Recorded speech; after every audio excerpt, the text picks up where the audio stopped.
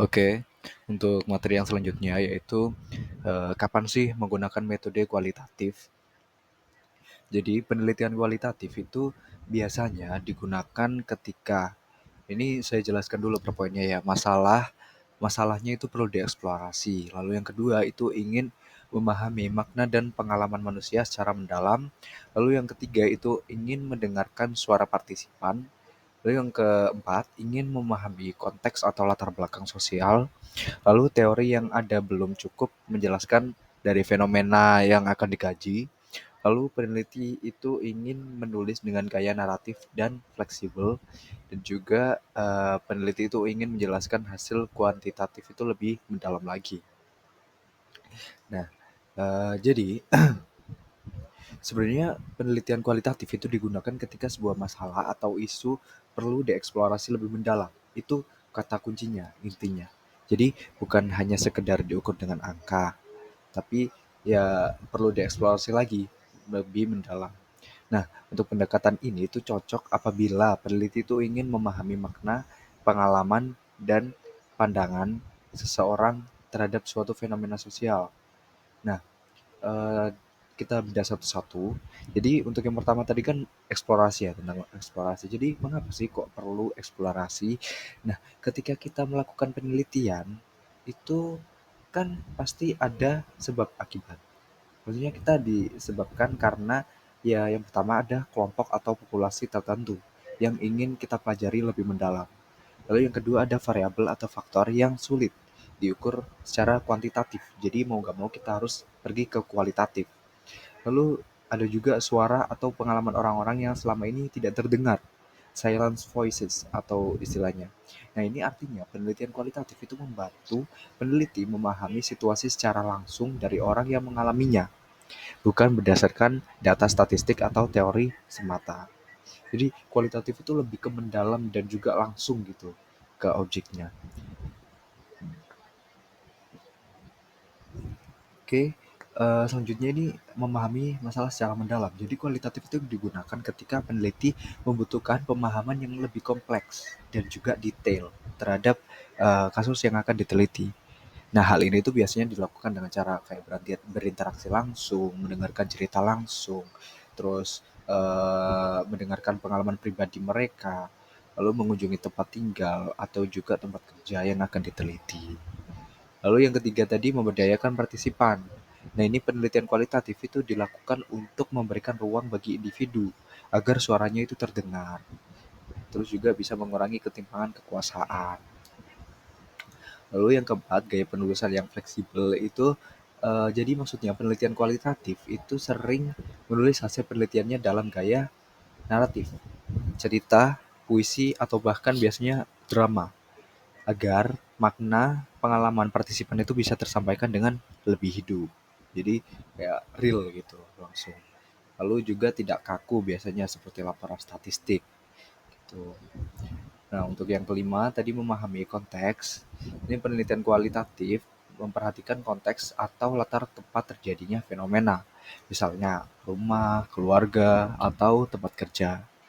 Lalu yang keenam itu melengkapi penelitian kuantitatif. Jadi kan kualitatif itu kan lebih mendalam ya daripada kuantitatif. Nah, fungsinya itu di situ. Kualitatif itu melengkapi lagi terhadap penelitian. Nah, pendekatan kualitatif itu sering digunakan setelah penelitian kuantitatif untuk menjelaskan hasil secara lebih mendalam. Misalnya, menjawab mengapa suatu hubungan atau pola muncul dalam data angka. Gitu. Nah, lalu bisa juga mengembangkan teori baru. Penelitian kualitatif itu juga digunakan untuk mengembangkan teori. Ketika teori yang sudah ada belum cukup menjelaskan fenomena tertentu yang kita kaji. Lalu yang ke-8 masalah yang tidak cocok dengan angka. Nah, kadang masalah penelitian itu tidak bisa dijelaskan dengan statistik. Misalnya, perasaan, interaksi sosial, perbedaan budaya, atau pengalaman hidup. Nah, ini tuh menggunakan angka untuk menggambarkan hal-hal ini itu justru bahkan mengabaikan keunikan setiap individu. Sedangkan kualitatif itu justru menonjolkan perbedaan dari keunikan tersebut gitu. Oke, memasuki materi yang selanjutnya. Jadi, apa sih yang dibutuhkan dalam penelitian kualitatif? Nah, dalam melakukan penelitian kualitatif itu sebenarnya penelitian ini bukanlah proses yang sederhana ya teman-teman, melainkan peneliti itu harus memiliki komitmen tinggi, ketekunan dan juga kesiapan mental dalam menjalankan penelitian ini. Karena penelitian ini itu memerlukan waktu yang panjang dan juga keterlibatan yang mendalam. Nah, ini berikut ini ada beberapa poin ya. Yang pertama itu waktu yang banyak di lapangan. Jadi penelitian kualitatif itu harus terjun langsung ke lokasi penelitian untuk melakukan observasi, wawancara, dan juga berinteraksi langsung dengan partisipan yang akan diteliti. Nah, tujuannya itu apa sih? Jadi tujuannya itu untuk membangun kepercayaan atau trust dengan partisipan agar mereka itu mau terbuka sama kita. Lalu yang kedua itu memahami konteks sosial dan juga budaya di mana fenomena itu terjadi. Lalu yang ketiga melihat realitas bagaimana adanya, bukan hasil rekayasa laboratorium. Jadi poinnya ada tiga untuk yang terjun langsung ke lapangan ini, itu ada kepercayaan, lalu konteks sosial dan budaya, dan juga realitas sebagaimana adanya. Nah, proses ini itu sering memakan waktu lama karena ya hubungan dengan partisipan dibangun secara bertahap dan juga penuh empati kan. Lalu yang kedua itu analisis data yang rumit dan panjang. Jadi data kualitatif itu biasanya berupa kata-kata, cerita, dokumen, lalu rekaman suara atau catatan lapangan. Jadi ini bukan angka ya teman-teman seperti yang kuantitatif. Kemarin kan kebanyakan datanya itu berupa angka. Nah, ini tuh berupa kata-kata, cerita, dokumen, rekaman suara, dan juga catatan lapangan. Nah, oleh karena itu, peneliti itu perlu untuk membaca dan juga meninjau data berulang-ulang kali. Lalu yang kedua itu mengelompokkan data menjadi kode. Kode, kategori, lalu tema itu perlu. Jadi dikelompokkan. Nah, lalu yang ketiga itu menemukan pola dan makna tersembunyi di balik jawaban dari partisipan. Jadi seringkali kita itu kan kalau mau wawancara itu nggak bisa ditelan secara mentah-mentah ya. Harus dianalisis lebih mendalam lagi supaya kita itu tahu pola dan juga makna tersembunyi di balik omongan partisipan itu gitu. Nah, proses ini itu sangat menuntut ketelitian dan juga kemampuan berpikir kritis. Karena data yang banyak dan kompleks itu harus diubah menjadi pemahaman yang lebih terstruktur. Lalu yang ketiga itu ada tulisan yang panjang dan detail. Nah, hasil penelitian kualitatif itu tidak cukup dijelaskan dengan tabel atau grafik aja, tetapi harus ditulis secara naratif dan juga mendalam. Nah, tulisan itu biasanya berisi yang pertama, kutipan langsung dari partisipan. Nah, ini tuh untuk menunjukkan keaslian suara mereka. Lalu yang kedua itu deskripsi konteks agar pembaca itu memahami situasi sebenarnya. Lalu yang ketiga, interpretasi peneliti yang menjelaskan makna di balik temuan. Nah, penulisan seperti ini itu membutuhkan waktu dan kemampuan merangkai cerita yang ilmiah, tetapi sebisa mungkin tetap hidup dan menyentuh gitu. Lalu yang keempat itu kesabaran dalam menghadapi proses yang tidak baku. Jadi tentunya ya sebenarnya di kuantitatif juga memerlukan kesabaran ya teman-teman. Tapi di kualitatif itu lebih ya ditambah lagi kesabarannya. Soalnya kan ya perlu mengorbankan banyak hal gitu loh. Nah, untuk penelitian kualitatif itu bersifat fleksibel. Artinya tidak ada langkah yang benar-benar pasti dari awal hingga akhir. Nah, pertanyaan penelitian itu bisa saja berubah setelah peneliti itu masuk ke lapangan. Jadi sebenarnya kita kan perlu merancang ya teman-teman, merancang pertanyaan apa aja sih yang akan ditanyakan ke partisipan nantinya. Tetapi kalau kita di lapangan secara langsung itu kita nggak boleh berpatokan. Jadi kita harus menyesuaikan medan juga gitu. Lalu yang kedua itu sumber data bisa bertambah sesuai kebutuhan. Dan yang ketiga itu analisis bisa berlangsung bersamaan dengan proses pengumpulan data. Nah, oleh karena itu, peneliti itu harus benar-benar sabar, terbuka terhadap perubahan, dan juga siap menghadapi ketidakpastian. Jadi, untuk kesimpulannya, menjadi peneliti kualitatif itu berarti menyelami dunia partisipan secara mendalam, bukan hanya mengumpulkan data. Nah, ini membutuhkan komitmen waktu, ketekunan analisis, lalu keterampilan menulis dan yang mendalam, dan juga kesabaran yang tinggi. Nah, dengan semua ini, penelitian kualitatif itu dapat menghasilkan pemahaman yang kaya, bermakna, dan juga autentik tentang kehidupan manusia. Baik, yang selanjutnya yaitu the characteristics of qualitative research. Jadi di sini kita membahas mengenai karakteristik dari penelitian kualitatif. Jadi di sini qualitative research focus on understanding people's experience, behaviors, and meanings in their natural settings. It emphasizes interpretation rather than measurement. Researchers act as the main instrument for collecting and analyzing data through observations, interviews, and documents. Jadi di sini eh, penelitian kualitatif itu berfokus pada pemahaman seperti pengalaman, lalu perilaku, dan makna yang dimiliki oleh individu dalam lingkungan alami mereka.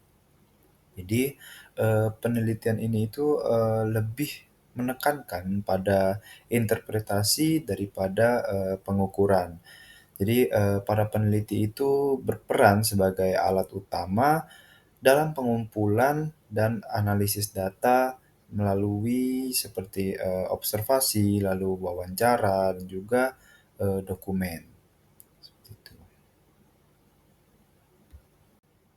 Nah, selanjutnya yaitu yang pertama nih, qualitative research begins with assumption and the use of interpretive or theoretical frameworks that inform the study of research problems addressing the meaning individuals or groups ascribe to a social or human problem. Jadi di sini eh, penelitian kualitatif itu biasanya tuh dimulai atau dimulai dari diawali dari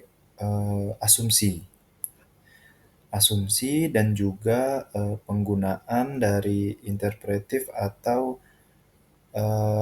kerangka teori sebagai dasar dalam mempelajari masalah masalah penelitian eh, yang berkaitan dengan makna dari eh, yang diberikan oleh individual atau sebuah kelompok dari terhadap sosial dan human problem atau masalah sosial atau manusia seperti itu. Lalu yang selanjutnya, to study this problem, qualitative researchers use an emerging qualitative to inquiry,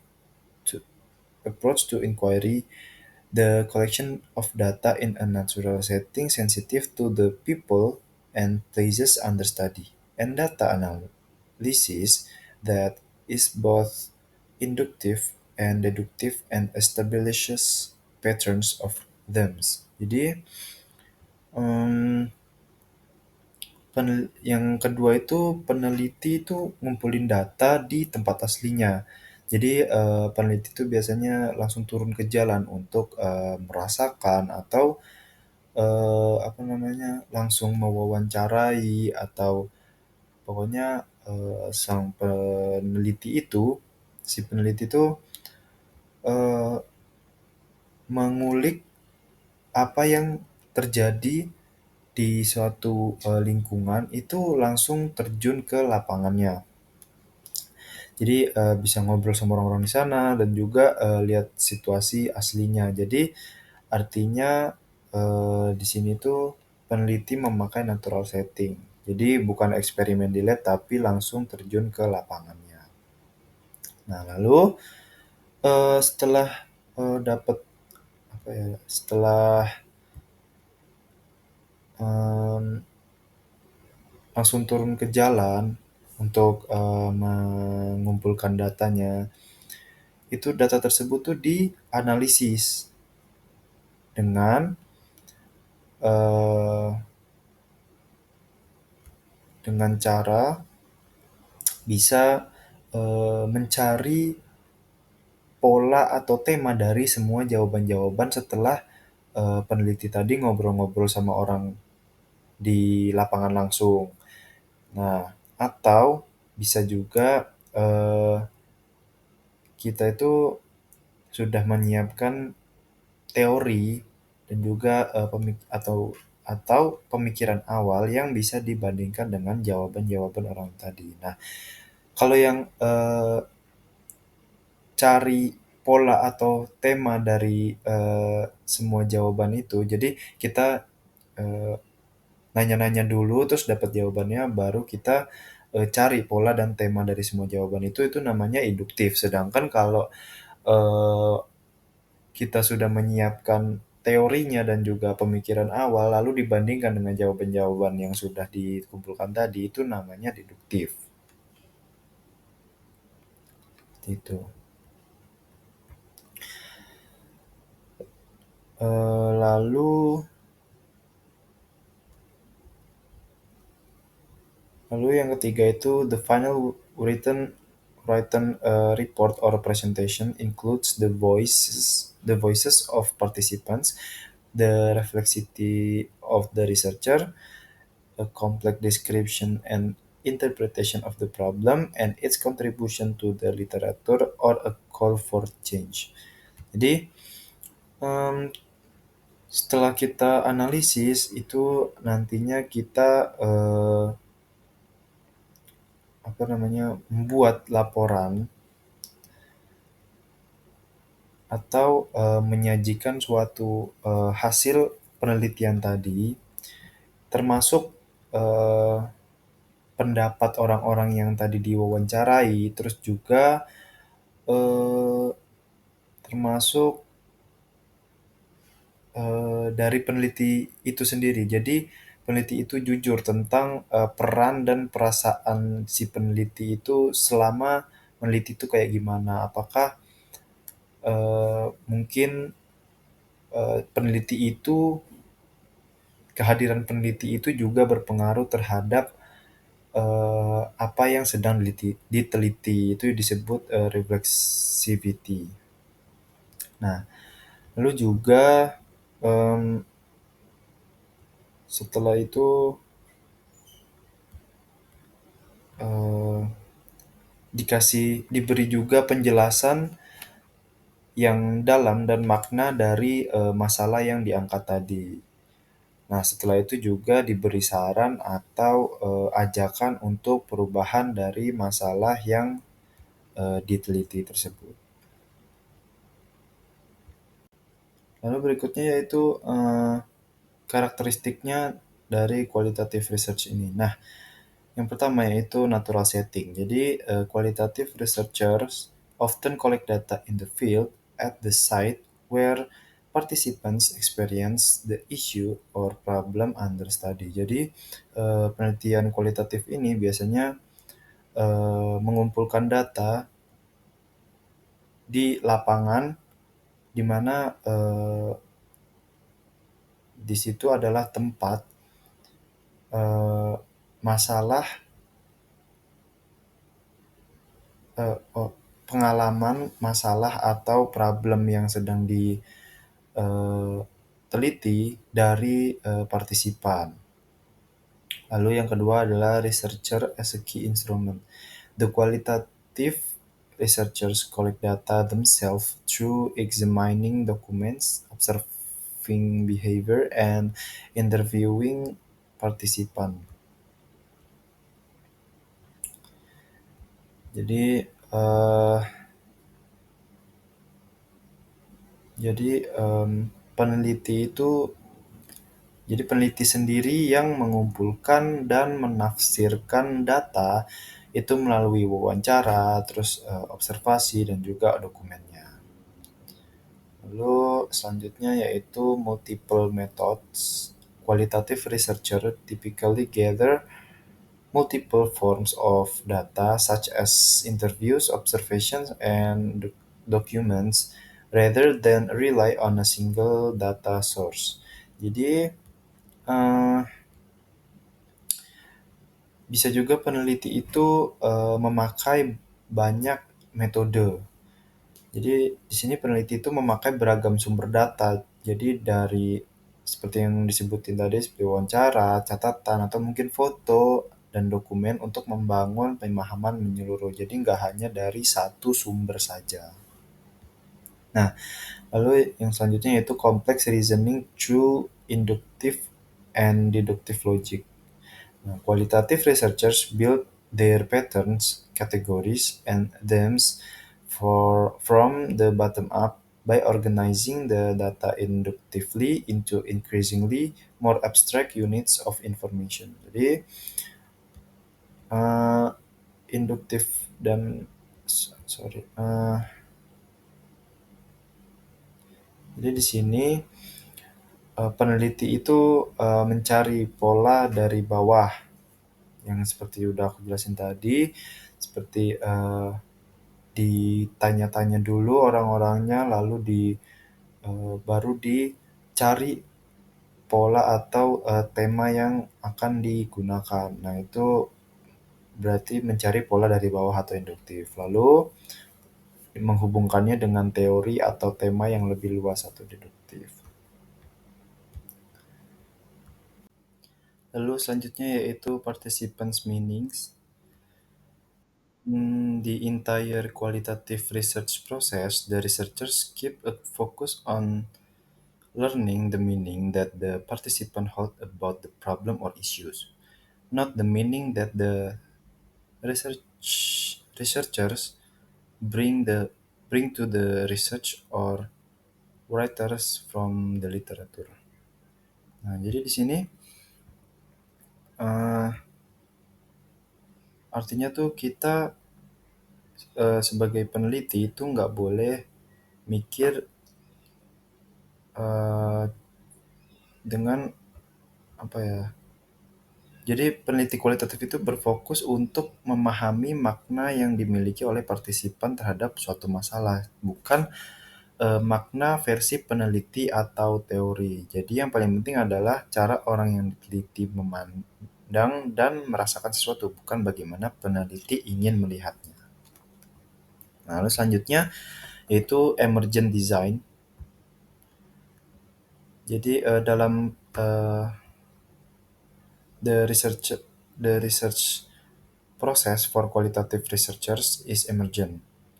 This means that the initial plan for research cannot be tightly prescribed, and that all phases of the process may change or shift after the researcher enter the field and begin to collect data. Jadi, dalam penelitian kualitatif ini rencana penelitian itu bisa berubah sewaktu-waktu. Nah, misalnya saat di lapangan peneliti menemukan hal baru, maka pertanyaan wawancara itu bisa diganti atau bisa juga lokasinya bisa berubah atau mungkin metode pengumpulan datanya itu juga bisa disesuaikan. Jadi tujuannya supaya peneliti itu bisa benar-benar memahami masalah dari pengalaman dari partisipannya itu. Nah, lalu yang selanjutnya adalah reflexivity. Jadi researchers itu positions themselves in a qualitative research study. Jadi peneliti itu juga harus sadar bahwa dirinya itu bukan orang yang netral sepenuhnya. Nah, peneliti membawa latar belakang, pengalaman, nilai, dan pandangan pribadi yang bisa memengaruhi cara dia memahami data. Nah, karena itu peneliti harus menyadari dan menjelaskan posisi dirinya, misal lewat bagian metodologi dalam laporan, supaya pembaca tahu bagaimana latar belakang peneliti berpengaruh terhadap hasil penelitiannya. Lalu yang selanjutnya yaitu holistic account. Nah, di sini qualitative researchers try to develop a complex picture of the problem or issue under study. Jadi, eh, peneliti kualitatif itu berusaha menyusun gambaran yang utuh dan menyeluruh dari suatu masalah atau isu yang diteliti. Nah, hal ini tuh bisa dilakukan dengan yang pertama itu bisa menyajikan berbagai sudut pandang dari para partisipan, lalu mengidentifikasi banyak faktor yang memengaruhi situasi dan menggambarkan hubungan kompleks antar faktor tersebut secara keseluruhan. Jadi peneliti kualitatif itu tidak hanya mencari hubungan sebab akibat yang sederhana saja, tetapi berfokus pada bagaimana berbagai faktor itu saling berinteraksi dan membentuk situasi tertentu. Oke, selanjutnya kita akan membahas tentang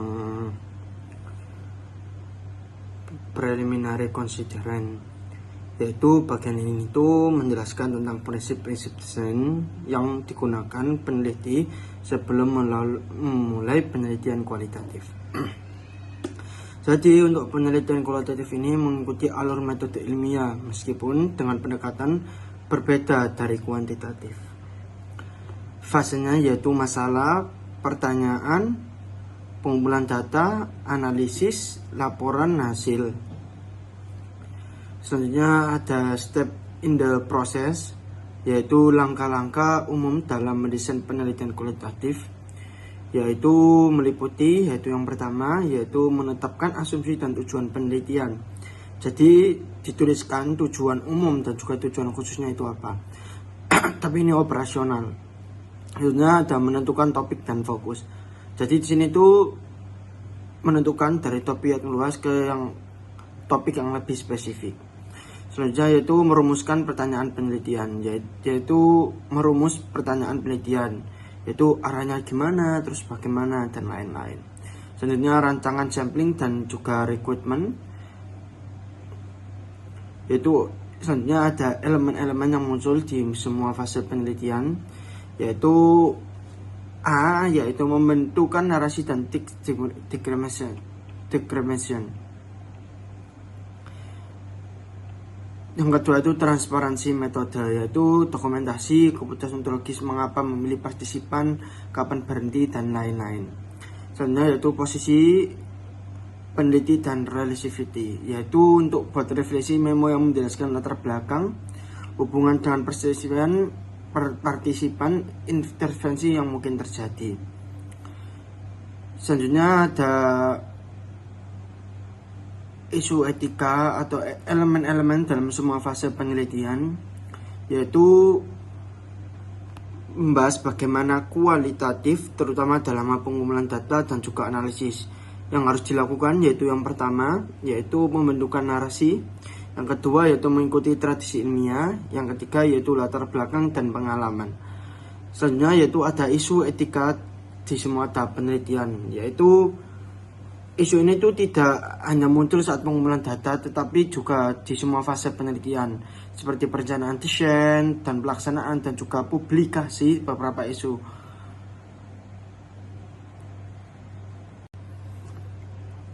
Oke, selanjutnya kita akan membahas tentang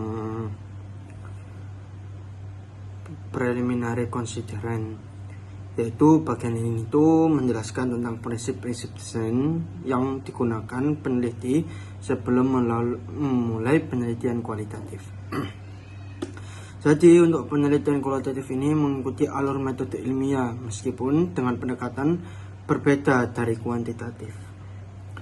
Fasenya yaitu masalah, pertanyaan, pengumpulan data, analisis, laporan hasil.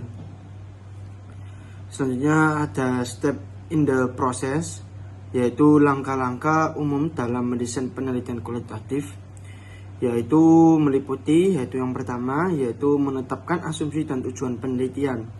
Jadi dituliskan tujuan umum dan juga tujuan khususnya itu apa. Tapi ini operasional. Selanjutnya ada menentukan topik dan fokus. Jadi di sini tuh menentukan dari topik yang luas ke yang topik yang lebih spesifik. Selanjutnya yaitu merumuskan pertanyaan penelitian, yaitu merumus pertanyaan penelitian, yaitu arahnya gimana, terus bagaimana, dan lain-lain. Selanjutnya rancangan sampling dan juga recruitment, yaitu selanjutnya ada elemen-elemen yang muncul di semua fase penelitian, yaitu A, yaitu membentukkan narasi dan declamation. Yang kedua itu transparansi metode, yaitu dokumentasi, keputusan ontologis mengapa memilih partisipan, kapan berhenti, dan lain-lain. Selanjutnya yaitu posisi peneliti dan relativity, yaitu untuk buat refleksi memo yang menjelaskan latar belakang, hubungan dengan partisipan, intervensi yang mungkin terjadi. Selanjutnya ada isu etika atau elemen-elemen dalam semua fase penelitian, yaitu membahas bagaimana kualitatif terutama dalam pengumpulan data dan juga analisis yang harus dilakukan, yaitu yang pertama yaitu membentukkan narasi, yang kedua yaitu mengikuti tradisi ilmiah, yang ketiga yaitu latar belakang dan pengalaman. Selanjutnya yaitu ada isu etika di semua tahap penelitian, yaitu isu ini tuh tidak hanya muncul saat pengumpulan data, tetapi juga di semua fase penelitian, seperti perencanaan desain dan pelaksanaan, dan juga publikasi beberapa isu. Oke, baik. Jadi materi selanjutnya itu kita akan bahas mengenai the general structure of a plan or proposal, alias struktur umum dari plan atau proposal, atau tujuan atau proposal. Jadi di sini ada 4 di buku ini. Yang pertama ini saya akan bahas mengenai a qualitative constructivist or interpretivist format, atau format kualitatif konstruktivis atau interpretatif atau interpretivis ya. Jadi di sini formatnya itu seperti yang tertera di PPT. Ini ada introduction, secara garis besar ada introduction, ada prosedur, ada narrative struktur, ada anticipate ethical issues, lalu ada significance of the study, lalu ada preliminary pilot findings, lalu ada expected outcome, lalu ada appendix interview. Appendix di sini ada interview question, ada observational form, ada timeline, dan juga ada proposal budget. Nah, jadi di sini a qualitative constructivist or interpretivist format itu adalah format yang paling umum untuk penelitian kualitatif. Nah, pendekatan dari konstruktivis atau interpretivis ini itu peneliti berusaha memahami makna pengalaman manusia berdasarkan sudut pandang partisipan, begitu. Lalu yang kedua, format kedua atau contoh format kedua adalah kualitatif transformatif format, alias format dari penelitian yang pendekatannya itu transformatif. Nah, di sini pendekatan ini atau format ini itu sebenarnya mirip dengan format yang pertama, tapi dengan ada tambahannya, ada tujuan advokasi dan atau perubahan sosial, begitu. Jadi pendekatan ini itu sering digunakan oleh peneliti dalam penelitian mereka untuk memihak pada kelompok yang tertindas atau kelompok yang kurang berdaya, begitu. Jadi di sini di strukturnya itu ada sebenarnya sama saja seperti di yang pertama tadi, yang konstruktivis or interpretivis itu tadi, cuma di sini ketambahan yang advokasi tadi ya, ketambahan tujuan advokasi tadi, begitu. Oke, baik. Lalu untuk format yang ketiga itu ada theoretical atau interpretive lens format, begitu. Jadi sebenarnya format ini itu mirip-mirip dengan format yang kedua tadi, yang yang kualitatif transformatif, yang format transformatif tadi. Nah, itu perbedaannya. Jika di theoretical atau interpretive lens format ini itu berfokus pada atau menekankan kepada teori-teori tertentu. Semisal ada teori feminisme, ada teori ras, ada teori postkolonial, lalu ada teori kritis dan sebagainya. Nah, isi dari format dari struktur theoretical atau interpretive format ini itu ada ya kurang lebih hampir sama. Ada introduction, ada literature review, ada design and methodology, lalu ada appendix. Di sini ada isi dari appendix itu ada entry letter, data collection, lalu sampling strategis, lalu ada timelines, ada budget dan lain-lain. Nah, biasanya bukan biasanya sih, itu perbedaannya itu ada di introduction secara umum begitu. Nah, lalu yang keempat, yang terakhir untuk general structure nanti ada Maxwell and Arguments for a Qualitative Proposal. Jadi di sini ada 9 argumen dari Maxwell. Nah, jadi format ini tuh berbentuk serangkaian pertanyaan atau argumen logis, bukan seperti bab-bab biasa, tapi lebih seperti alasan dan bukti mengapa penelitian itu penting dan bisa dilakukan. Nah, di sini contohnya ada 9 pertanyaannya. Ini ada yang pertama, we need to be understand the topic. We know little about the topic. Lalu I propose to study alias tujuan. Lalu ada the setting and participant are appropriate for this study. Lalu ada the method I plan to use bla bla bla dan sebagainya sampai poin nomor 6 yang telah saya paparkan di PPT tersebut gitu.